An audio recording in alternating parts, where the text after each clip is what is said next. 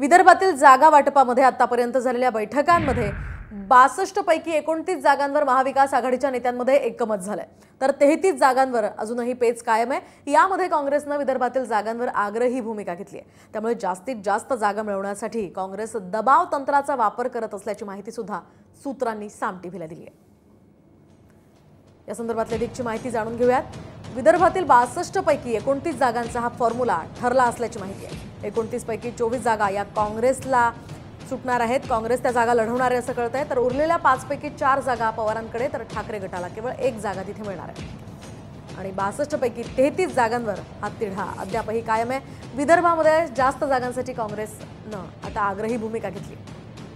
विदर्भातील जागा वाटपामध्ये आतापर्यंत झालेल्या बैठकांमध्ये 62 पैकी 29 जागांवर महाविकास आघाडीच्या नेत्यांमध्ये एकमत झालंय, तर 33 जागांवर अजूनही पेच कायम आहे। यामध्ये काँग्रेसने विदर्भातील जागांवर आग्रही भूमिका घेतली आहे। त्यामुळे जास्तीत जास्त जागा मिळवण्यासाठी काँग्रेस दबाव तंत्राचा वापर करत असल्याची माहिती सुद्धा सूत्रांनी साम टीव्हीला दिली आहे।